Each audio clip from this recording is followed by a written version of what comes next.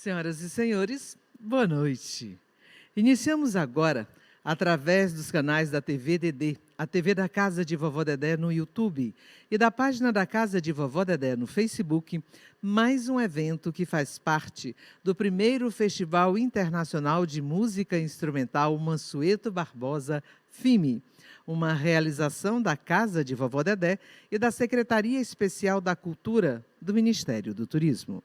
A Casa de Vovó Dedé é uma instituição sem fins lucrativos que há quase 29 anos trabalha educando crianças e jovens da periferia de Fortaleza através do ensino de música e das artes.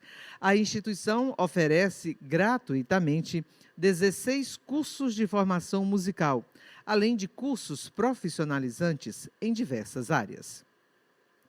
A Casa hoje desenvolve relevante papel na formação, produção e divulgação de arte e cultura no estado do Ceará. Ao longo do tempo, os projetos que desenvolve vêm obtendo merecido destaque no cenário nacional, seja pelo expressivo volume de sua produção, seja pela qualidade dos produtos que realiza, reconhecimento que chega de toda a parte do Brasil e até do exterior. O Festival Internacional de Música Instrumental Mansueto Barbosa é mais um empreendimento ousado da Casa de Vovó Dedé.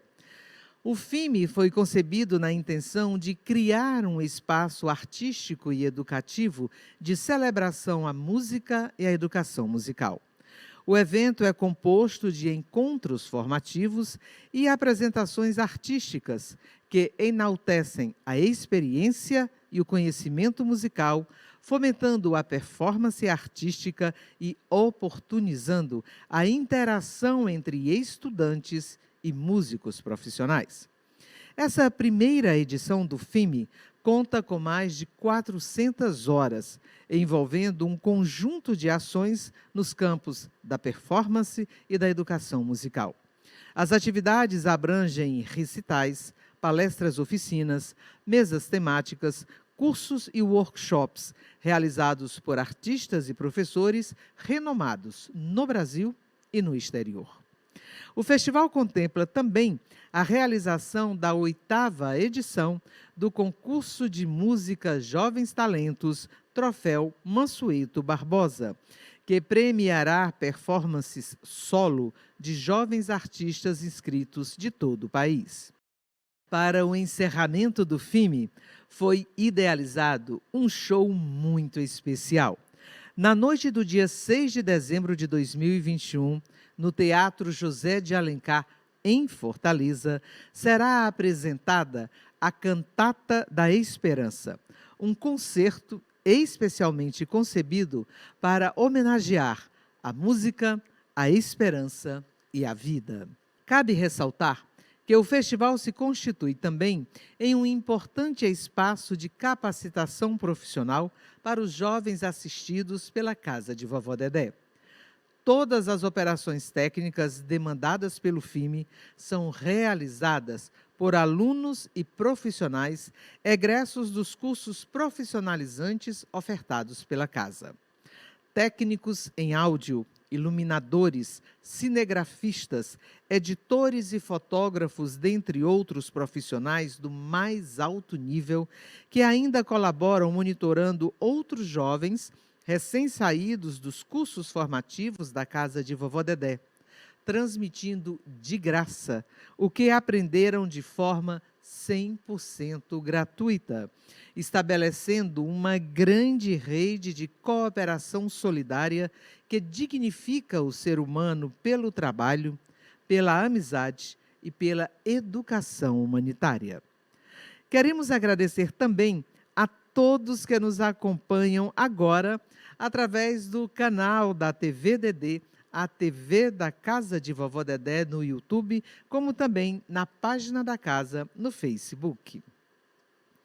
Muito bem, convidamos a todos a assistirem agora ao recital de piano solo da pianista Silvia Tereza. Ela que, além desse recital, participa da primeira edição do Festival Internacional de Música Instrumental Mansueto Barbosa, FIME, ministrando uma palestra e um workshop de piano, além de integrar o corpo de jurados da 8ª edição do concurso de música Jovens Talentos. Considerada uma das maiores pianistas brasileiras da atualidade, é natural da cidade do Rio de Janeiro.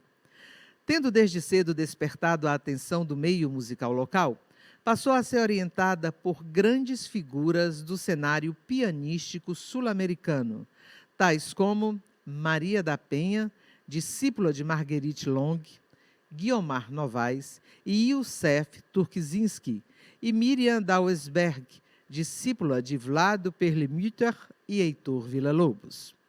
O seu grande talento precoce chamou a atenção dos professores norte-americanos, que a convidaram para estudar com a pianista russa Bela Davidovich, em Nova York.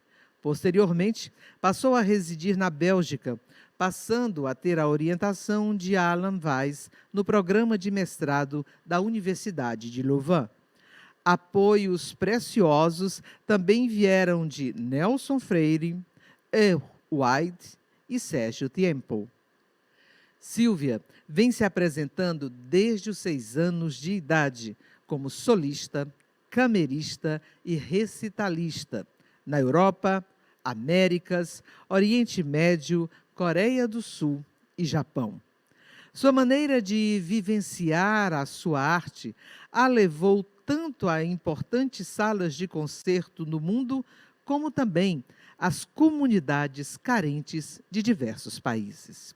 Em 2004, foi vencedora do concurso Nelson Freire, realizado no Rio de Janeiro. E em 2019, foi premiada na edição Marta Argerich, do Concurso Internacional de Piano de Vigo, na Espanha, que teve como membros do júri Marta Argerich, Nelson Freire, Tamás Vassari e Sérgio Tiempo.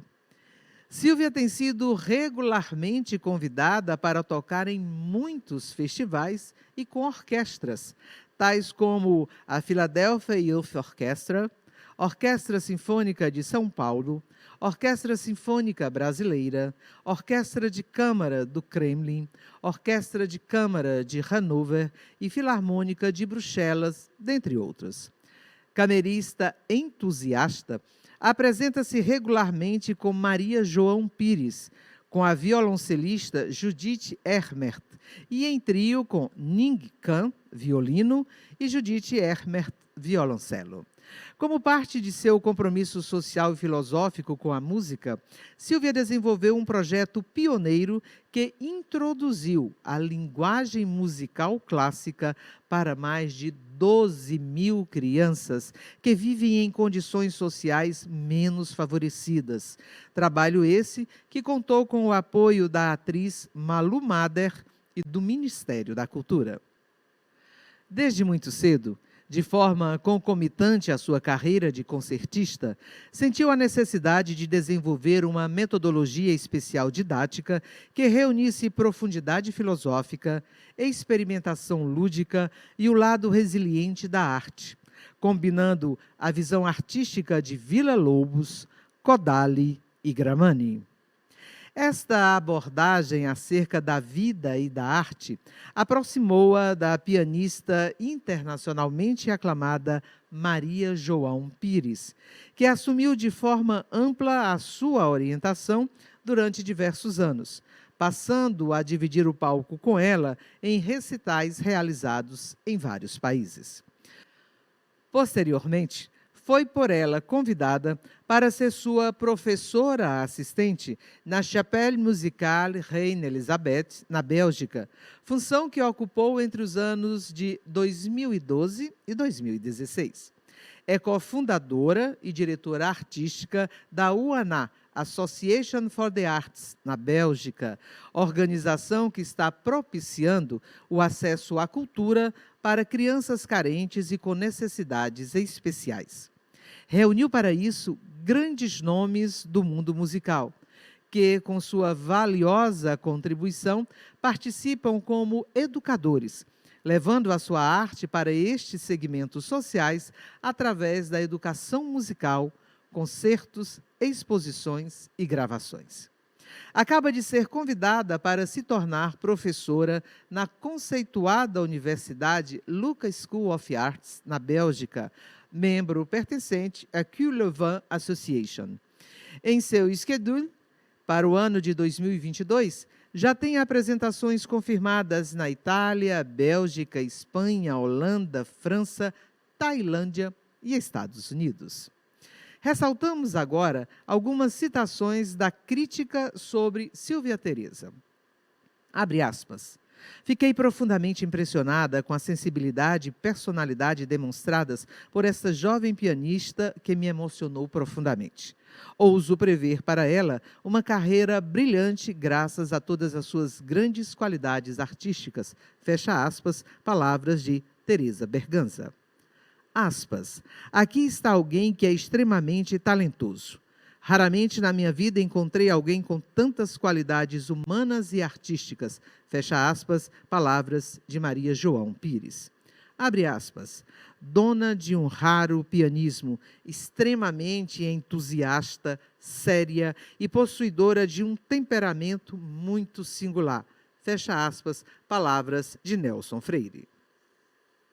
Para o recital desta noite, Silvia escolheu um programa super especial, que contempla os mestres Beethoven, Debussy e Chopin. Bem, senhoras e senhores, fiquem com o maravilhoso recital da pianista Silvia Teresa.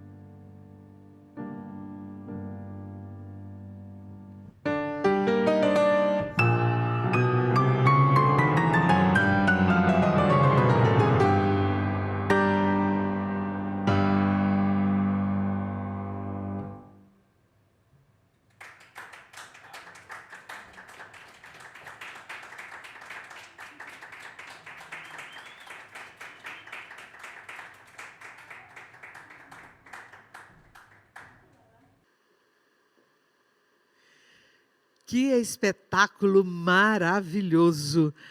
Bravo, bravíssimo! Parabéns, Silvia Tereza. Tenho certeza que nossa imensa plateia de casa está aplaudindo de pé. Estamos verdadeiramente honrados e encantados com sua brilhante participação.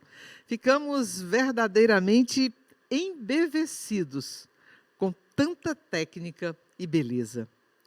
Este espetáculo estará disponível nas redes sociais da Casa de Vovó Dedé e do próprio FIME, eternizando esse momento inesquecível que vivemos na primeira edição do Festival Internacional de Música Instrumental Mansueto Barbosa, FIME. Vida longa ao festival! Bem, amigos, ficamos por aqui nesta noite com esta incrível apresentação musical.